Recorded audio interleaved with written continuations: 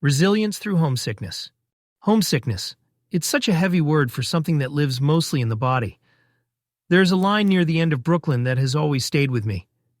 It doesn't romanticize the experience. It doesn't soften it.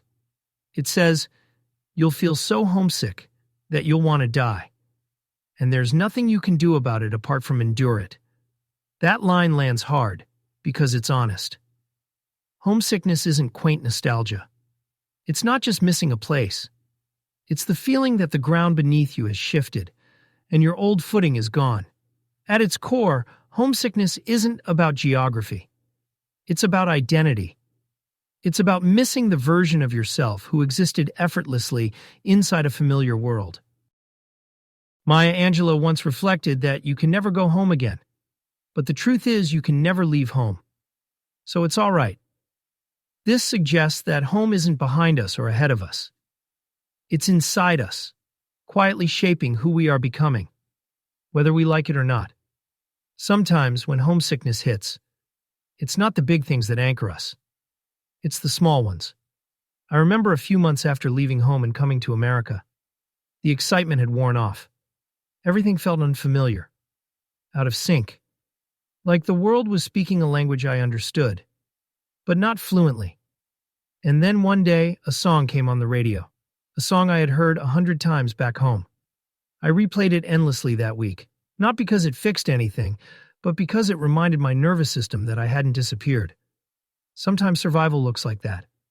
One familiar sound, one remembered rhythm, one small tether. Endurance in the faint sunlight of growth. There's another line in Brooklyn that feels just as important. It talks about how the sun will come out again, but so faintly at first that you might not even notice it. That's resilience, I think. Not the dramatic comeback. Not the triumphant reinvention. Just the quiet fact that things are slowly changing, even when it doesn't feel like it. Winston Churchill famously said, "If you're going through hell, keep going." It's almost overused now, but that doesn't make it less true. Endurance isn't glamorous. It doesn't announce itself. Most of the time, it just looks like getting up again, when you'd rather stop. Think of someone like Maya Angelou. She didn't avoid hardship. She didn't bypass pain. She transformed it, turning silence into language, suffering into meaning. Most of us won't write world-changing poetry, but we do something just as real. We keep going. We notice small beauty again. We realize almost accidentally that we're thinking less about what we lost and more about what we're building. Building a life rooted in the present. At the very end of Brooklyn, there's a quiet revelation. One day, you find yourself thinking about something, someone, with no connection to the past. And in that moment, you realize, this is where your life is. Rainer Maria Rilke once wrote, "Let everything happen to you, beauty and terror. Just keep going. No feeling is final." That line captures the deeper truth here. Homesickness feels permanent while you're inside it. But it isn't. None of it is. History is filled with people who crossed oceans carrying nothing but uncertainty. Immigrants who left behind family, language, tradition, and slowly built something that didn't replicate the past, but honored it by becoming something new. Someone like Andrew Carnegie, yes, but also countless unnamed lives. People who rooted themselves through ordinary acts, meals shared, friendships formed, neighborhoods learned. That's how belonging grows.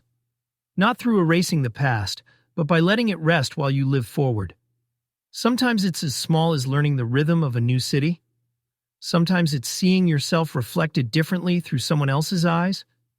And sometimes it's love. I want to close with the full quote from Brooklyn that inspired this reflection. "You will feel so homesick that you will want to die. And there's nothing you can do about it apart from endure it. But you will, and it won't kill you. And one day, the sun will come out. You might not even notice it straight away, it will be that faint. And then you will catch yourself thinking about something, someone that has no connection to the past, someone who is only yours.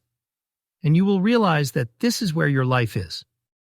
For me, that someone turned out to be Mary.